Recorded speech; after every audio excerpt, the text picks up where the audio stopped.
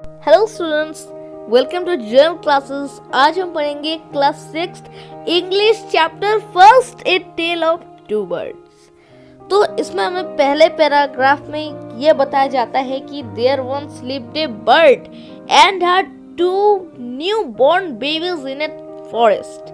They had a nest in a tall shady tree and there the mother bird took care of her little ones day and night।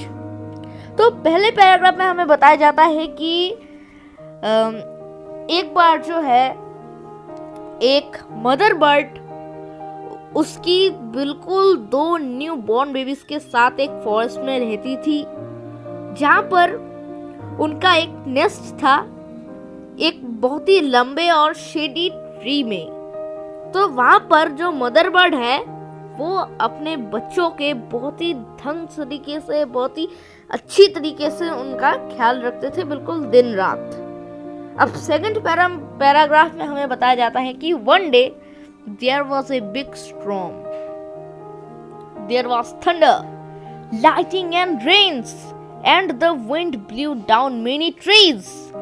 The tall tree in which the birds lived also came down. A big, heavy branch hit the nest and killed the bird.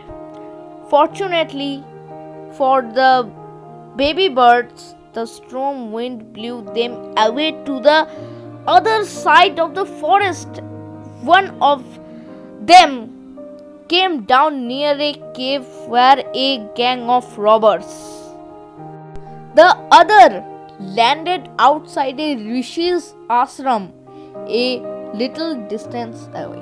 तो इसमें हमें क्या बताया जाता है कि एक दिन जो है एक बहुत ही भयानक सा तूफान आता है जिसमें बिजलियां कड़कती हैं, बहुत ही तेज लाइटिंग्स होता है और बहुत ही तेज बारिश होती है, जिसमें बहुत ही तेजी से एक हवा का झोंका आता है और सभी पेड़ों को गिरा देता है, जिसमें से एक पेड़ था जिसमें वो टॉल एंड शेडी पेड़ था जिसमें वो मदर बर्ड और उनके 2 बिल्कुल न्यू बॉर्न बेबीज रहती थी।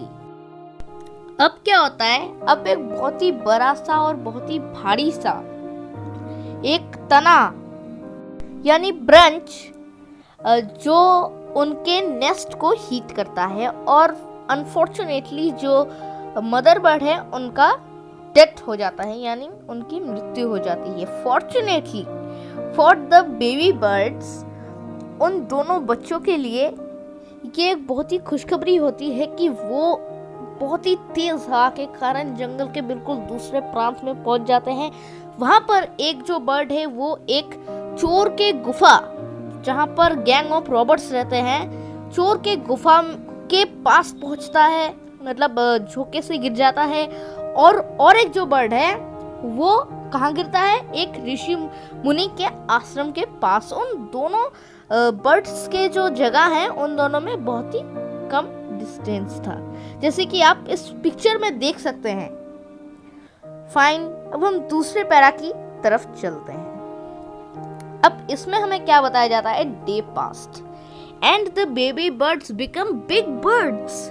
One day the king of the country come to the forest to hunt. He saw a deer and rode after it. It ran deep into the forest followed by the king's son.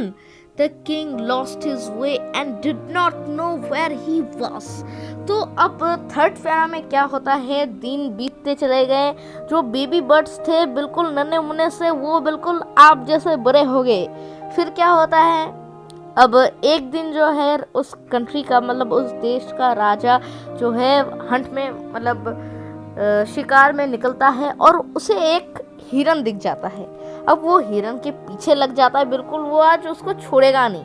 अब हिरन को तो मन में भय हो गया है, अब वो भागता चला गया। अब उसको तो जंगल का रास्ता मालूम है, अब वो जंगल में घुस गया, बिल्कुल डीप में चला गया। और जो बेचारे राजा हैं वो खो गए, रास्ता भटक गए। अब चौथे पैरा में हमें बताया जाता है he rode on for a long time till he came to the other side of the forest, very tired by now.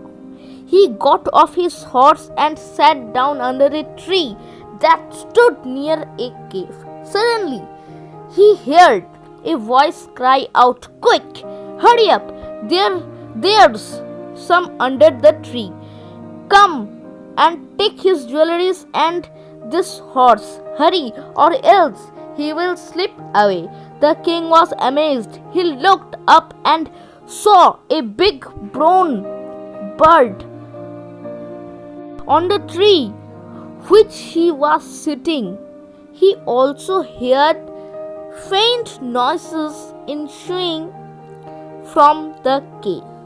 He quickly got onto his horse and rode away as fast as he could. तो अब इस चौथे para में हमें बताया जाता है कि अब जो राजा है वो तो खो गया है, अपना रास्ता भटक चुका है। वो चलता जाता है और वो तब तक चलता जाता है जब तक वो जंगल के दूसरे प्रांत तक नहीं पहुंच जाता। और जब वो जंगल के दूसरे प्रांत तक पहुंच चुका था वो बहुत ही थक चुका था। तो उसने सोचा क्यों ना मैं एक केव दिख रहा है उसके सामने क्यों ना मैं बैठ जाऊं। तो उसने अपने घोड़े को मतलब एक जगह खड़ा किया एक पेड़ के नीचे और वो उस केव के सामने बैठ गया। सडनली उसे एक आवाज सुनाई दी। अचानक से उसे एक आवाज सुनाई दी कि अरे भाइयों जल्दी आओ, यहाँ पर देखो यहाँ पर कौन बैठा है, जल्दी आओ इसके ज्वेलरीज वगैरह चुरा लो वरना ये तो भाग जाएगा यहाँ से। तो राजा जो है वो चौंक गया कि अरे बाप रे ये मेरे साथ क्या करने वाले हैं। तो उसे एक बर्ड दिखा, बहुत ही ब्राउन कलर का बर्ड दिखा। तो वो उस बर्ड के पास तेजी से भागने लगा as fast as he could। वो बहुत जल्दी से भागने लगा और लास्ट में वो उसने फील किया कि जो बर्ड केव के पास बोल रहा था, ये चिल्ला रहा था कि जल्दी आओ भाइयों वरना ये तो भाग जाएगा यहाँ से, और उसकी आवाज और इस बर्ड की आवाज बिल्कुल सेम है। अब देखिए बहुत ही इंटरेस्टिंग सा पोएम हो चुका है। अब हम इस पैरा में आ गए 5वीं पैरा में। तो अब इस पैरा में हम देखेंगे कि Soon he came to a clearing which looked like an ashram. It was the Rishi's ashram. The king tied his horse and to a tree and sat down in its shade. Suddenly he heard a gentle voice announced, "Welcome to the ashram. Sir, please go inside and rest. The Rishi will be back soon. There's some cold water in the pot. Please make yourself comfortable." The king looked up and saw a big brown bird in the tree. He was amazed. This one looked like the other bird outside the cave.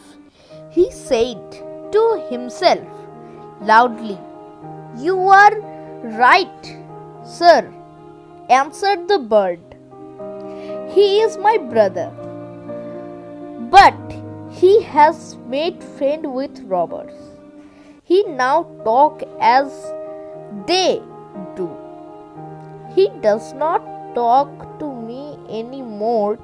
Just then the Rishi entered the ashram. तो अब इस para में क्या होता है कि जो राजा है उसे क्लियरली दिखता है कि ये एक आश्रम है और ये एक ऋषि का आश्रम है। तो जो राजा है वो फटाफट से अपने घोड़े को एक पेड़ के साथ बांध के वो आश्रम के अंदर घुस जाता है। उसके बाद घुसने के बाद एक वैसा ही ब्राउन बर्ड उसे दिखता है और वो बहुत ही मतलब नम्रता के साथ, बहुत ही अच्छे ढंग के साथ, बहुत ही अच्छे तरीके के साथ उसे कहता है कि भाई साहब आइए हमारे इस आश्रम में आइए, आप बैठिए, अंदर जाइए, थोड़े ठंडे पानी रखा है उधर, आप वहाँ से ठंडे पानी को पी लीजिए और जब तक ऋषि मुनि जो हैं वो अभी आ जाएंगे, बहुत ही केम सून। तो जो राजा है वो सोचता है कि वो तो चौंक गया, ही वॉज अमेज्ड, वो चौंक जाता है कि अरे बाप रे, ये बर्ड अभी अभी मुझसे झगड़ा कर रहा था और अभी अभी इतना नम्रता कैसा आ गया इसमें। तो जो बर्ड है वो खुद ही मतलब अपने हिसाब से अंदर से बोलता है कि नहीं नहीं भाई साहब, मतलब राजा को बोलता है नहीं नहीं राजा, वो मेरा भाई था एक्चुअली, मैं तो उसका भाई हूँ और वो वैसा ही बर्ताव करता है जैसे वहाँ पे रहने वाले रॉबर्ट्स करते हैं और मैं वैसा ही बर्ताव करता हूँ जैसे यहाँ के ऋषि मुनीस करते हैं। तो राजा ने देखा सही बात है बिल्कुल। उसके बाद अब छठी पैरा में welcome sir, he said to the king, please come inside and make yourself at home, you look tired, rest for a while, then you can share my food. The king told the rishi the story of the two birds and how each had behaved so differently through they looked so alike. The forest is full of surprise, he said. तो अब छठी para में क्या होता है, जो राजा है वो ऋषि मुनि को बोलता है कि आइए सर आप अंदर आइए, मैं आपको एक कहानी बताता हूँ, बहुत ही इंटरेस्टिंग सा कहानी है। तो जो राजा है वो ऋषि को बताता है कि ये देखिए मैंने ऐसे ऐसे दो बर्ड्स देखे, ये दोनों तो बिल्कुल सेम दिखते हैं लेकिन सेम है नहीं, इनके बिहेवियर्स में बहुत ही बदलाव है और एक तो मुझे मारने पे चला था और एक मुझे बहुत ही ढंग तरीके से नम्रता के साथ वेलकम कर रहा है। तो इस कहानी से हमें ये सीख मिलती है कि जो 7वीं पैरा में हमें बोला गया है, the Holi man smiled and said, after all, one is known by the company one keeps. That bird has always heard the talk of robbers. He imitates them and talk about robbing people. This one has repeated what he has always heard. He welcomed people to the ashram. Now come inside and rest. I tell you more about this place and this bird. तो अब इस कहानी से हमें ये सीख मिलता है कि अब वो जो ऋषि है वो राजा को बताता है कि होली मैन स्माइल्ड, वो जो ऋषि था वो मुस्कुरा के राजा से कहता है कि देखो भाई, इसमें ही हमें अंतर समझ में आता है कि एक बर्ड जो है वो चोरों के साथ रह रहा है, रॉबर के साथ रह रहा है, तो उसका कल्चर क्या बन गया, रॉबरिंग पीपल, चोरी करना। और जो बर्ड मेरे यहाँ रह रहा है उसको उससे क्या आदत लग गया कि लोगों को वेलकम करना, कि भाई आओ हमारे आश्रम में बैठो, कुछ देर वेट करके फिर आप चले जाओ, हमें भी अच्छा लगेगा, आपको भी अच्छा लगेगा।